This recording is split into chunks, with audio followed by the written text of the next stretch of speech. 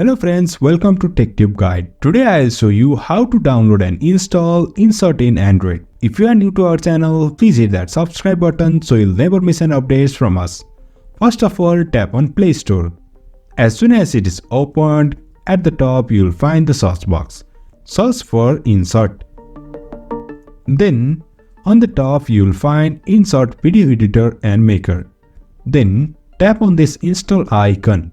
As soon as you tap on this install, the download of our app will be started.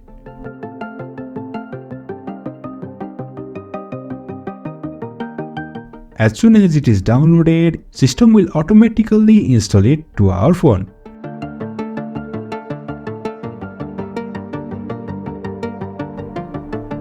In this way, we can download and install InShot app in Android. So if you find this helpful, please like, share and subscribe.